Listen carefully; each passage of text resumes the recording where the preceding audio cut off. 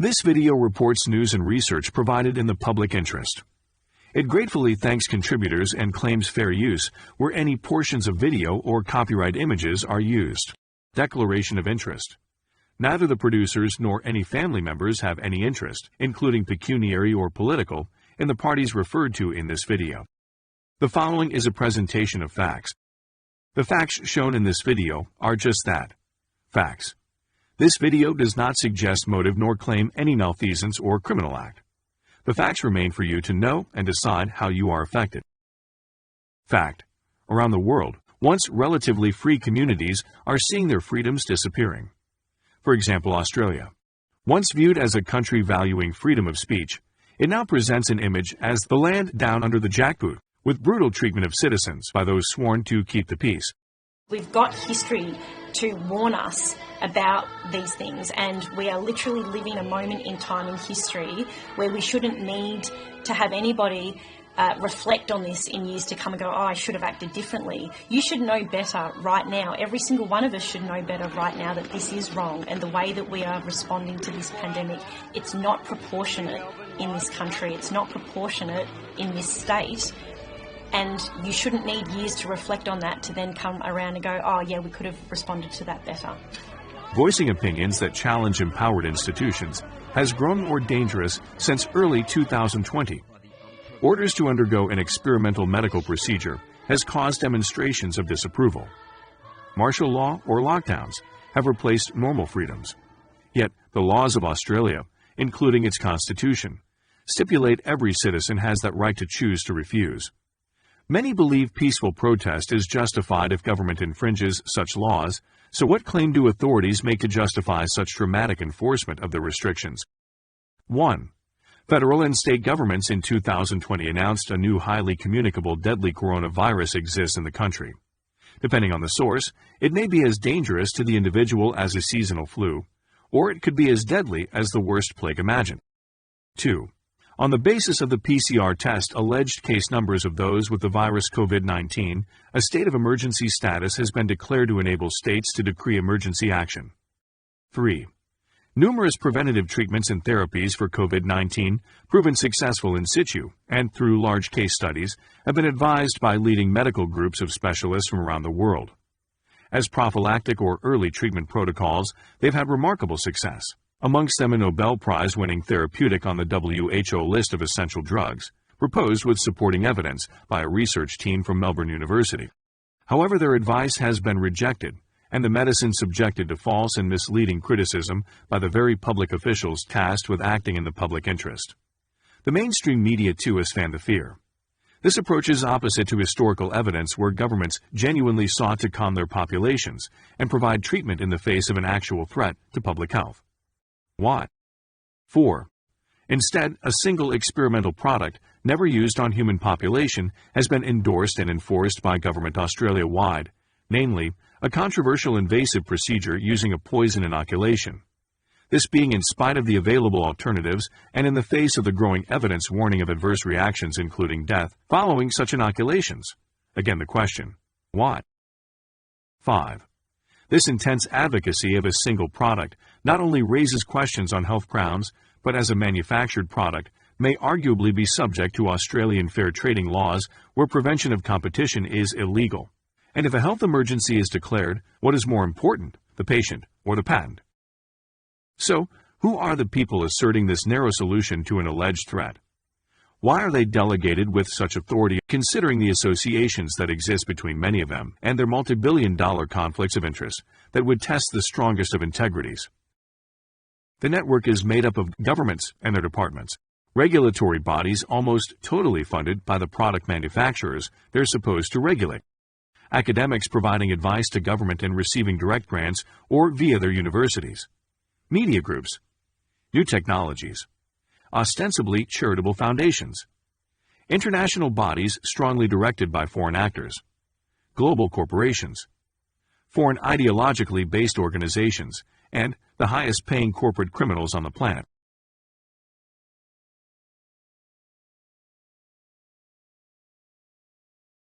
None of these relationships in themselves prove they affect decisions made by those in public office. However, as many Australians believe the only way to regain lost freedoms is to comply with those dictating the public inoculation campaign, it's worth looking at those responsible, especially as some of these people refuse to discuss the options offered by experienced vaccine developers, immunologists, and molecular biologists, but instead put their faith in only those campaigning for these experimental procedures. I would hope you wouldn't say to the public that if something goes wrong, you're stuffed, Senator. That would not be good. Well, that's the truth, Mr. Murphy. That's just the way it is. We've got to accept that this is the new world order. This is Australia. 2 territories, 6 states, each with a government but none have higher authority than the federal government, located in Canberra, Australian Capital Territory. So let's start here. Fact 1. Back in November 1940, the recently appointed Director General of Information for Australian Government, Sir Keith Murdoch, an influential Australian media owner himself, resigned his post after comparisons were made with Nazi propagandist Goebbels. The press withdrew cooperation and politicians had protested. By then his son Rupert Murdoch was 9 years old. Rupert Murdoch extended his father's media success and amassed one of the world's largest media conglomerates with massive investment also in pharmaceuticals, including GlaxoSmithKline. 2. At the same time, a Swiss-born son of a German engineer named Eugen Schwab was managing Escher's factory in Ravensburg, renowned for horrific Nazi crimes against humanity. An efficient manager, he used forced labor to supply German forces, and his branch was awarded National Socialist Model Company by his Nazi patrons. Nuclear weapons was one of the company's interests, and his son Klaus, born in 1938, carried this on, becoming a well-positioned technocrat with involvement in South Africa's illegal nuclear acquisitions. In 1970, Klaus Schwab received assistance from the European Commission and, strongly supported by the Club of Rome, set up what was to become the World Economic Forum. Klaus Schwab, a keen advocate of technology power, is connected to Australian government decision-makers, and in this interview in 2016, he reveals when humans can expect to be implanted with microchips. Certainement dans les 10 années à venir. Et après, on pourrait s'imaginer qu'on les implante dans nos cerveaux ou dans notre peau, et à la fin, peut-être il y a une communication directe entre notre cerveau et le monde digital. 3. In 1955 in the U.S., a son was born to lawyer William Gates and the granddaughter of Seattle's National City Bank founder, Mary. His name, William Henry Gates. He inherited a fortune, then through family connections with the CEO of IBM, increased that fortune through Microsoft before making an even bigger fortune in vaccines. My dad was head of Planned Parenthood, and it was very controversial. As one who subscribes to his parents' views on population control. The world today has 6.8 billion people. That's headed up to about 9 billion. We could lower that by perhaps 10 or 15%. Then, along with his partners, and being a beneficiary of the financing and delivery of global health products, makes Australian decision-makers' relationships with Bill Gates a matter of interest in this list of facts. So, now, let's look at some connections from Canberra. The Prime Minister is Scott Morrison, who, according to former Prime Ministers Rudd and Turnbull, is protected in the media by Rupert Murdoch as long as he acts in Murdoch's interests. Mr. Morrison's brother Alan is co-deputy chair Paramedicine Accreditation Committee with Australia Health Practitioner Regulation Agency, the national organization responsible for implementing the National Registration and Accreditation Scheme across Australia, and who have directed physicians across Australia to promote mRNA inoculation and reject ivermectin. Morrison's Minister for Health is Greg Hunt, former Director of Strategy for WEF Klaus Schwab, the man who wants everyone microchipped. Greg Hunt has embraced billionaire Andrew Forrest graphite miner in a partnership with China. Graphene, derived from graphite, is a superconductor used in technology, affects human biology, and has allegedly been discovered in some people injected with these experimental inoculations. Andrew Forrest, through his foundation, he is also joined with Bill and Melinda Gates, Wellcome, and other global partners to exchange data. He's seen here with Greg Hunt and the Chinese consul in Australia representing Beijing Genomics Institute, BGI. So I am absolutely delighted today to announce a groundbreaking and fundamental partnership for Australia between the Australian government and Minderoo and the pathology sector. And this was a business-to-business relationship where capital was required immediately, deployed immediately, and over time be repaid by the Commonwealth. With the joint efforts of Mineral Foundation and BGI, this is yet another major step forward between China and Australia. BGI is now one of the world's largest genomics companies specializing in amassing gene data. This is the gene bank that the Australian government, through Greg Hunt, has now installed as a partner. United States authorities, however, viewed BGI as a major risk and refused their request to operate in a number of states. John Wertheim talked to career intelligence official Bill Evanina and Supervisory Special Agent Edward Yu about how China is trying to collect Americans' medical data and why this may pose a threat to national security. 80% of American adults have had all their personally identifiable information stolen by the Communist Party of China. China's been very upfront. They want to dominate biotech by 2025. The global sphere, $4 trillion industry. If you have a huge DNA library, if you have all this data, that's incredibly valuable. The other threat is a national security threat. Talking to the national intelligence officials we spoke with, they feel like this is an imminent threat, yes. Your DNA is very valuable. That data becomes incredibly relevant and very, very valuable. Data is absolutely going to be the new oil. We are going to sequence every living thing on Earth. We are going to sequence everybody in the world.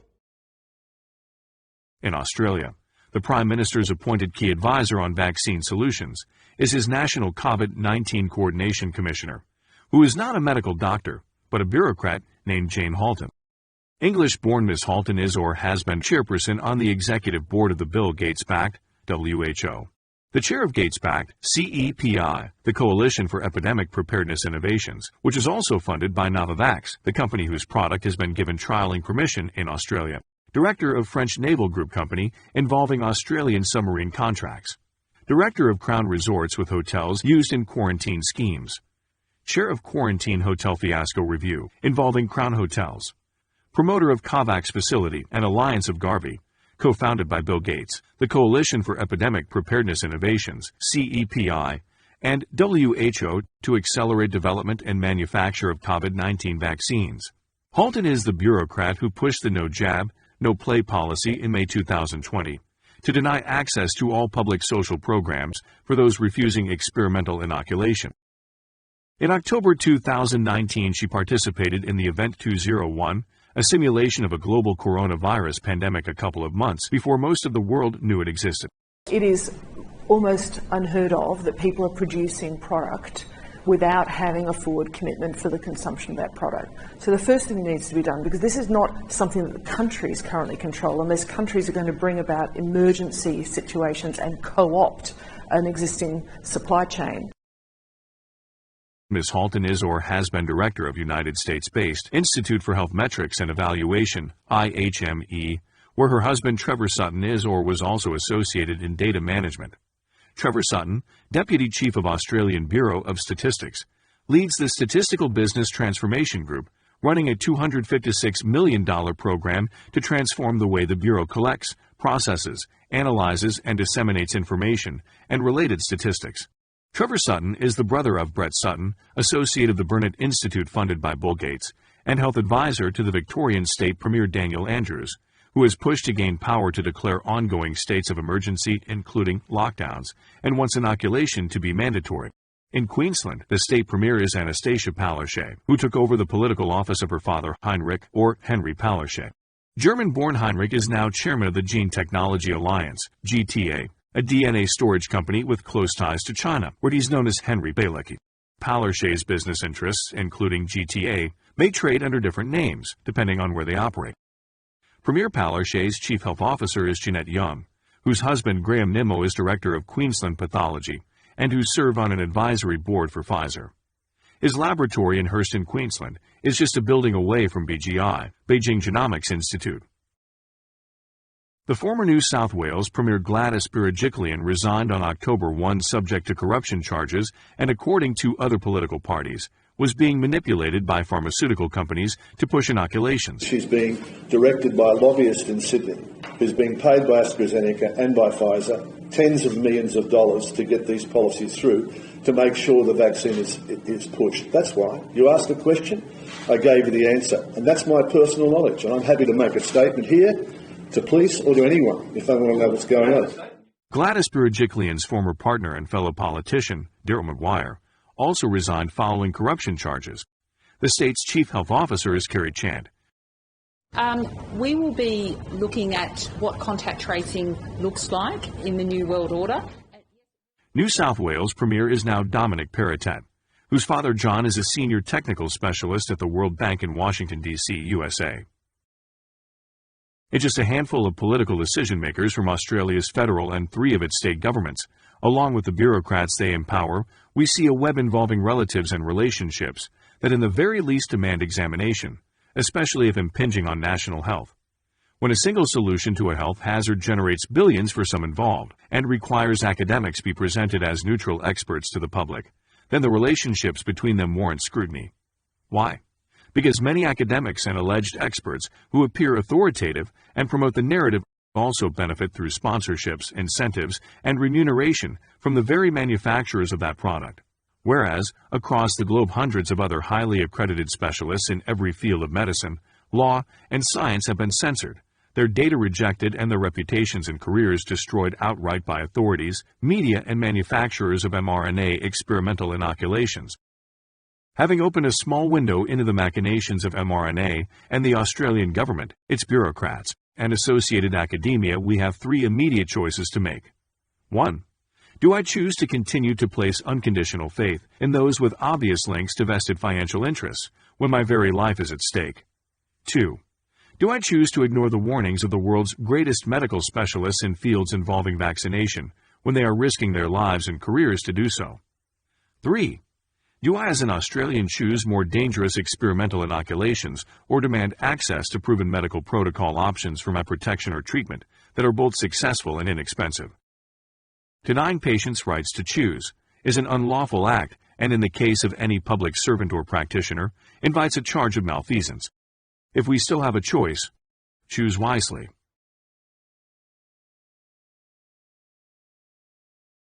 Further information listed here is available from the IMO Party website. The producers have no association with this organization. However, the potential conflict of interest affecting Australia's public health listed here warranted including it following the video. The webmaster states it is a work in progress. However, to the best of the knowledge of the producers, the information reference is cross-checked.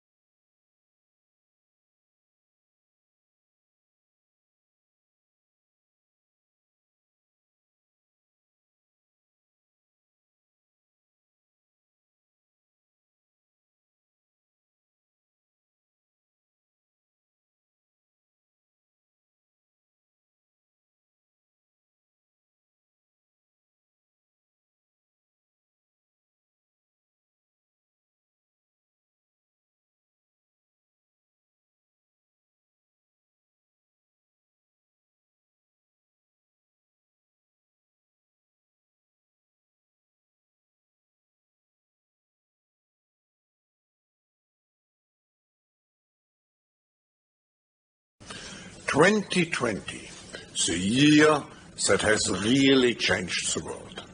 It is thanks to technology that we are able to join the cyber polygon entirely remotely. For the first time, actually, since World War II, the coronavirus pandemic marks a fundamental inflection point in our global course. This is a Dorothy Joyner production.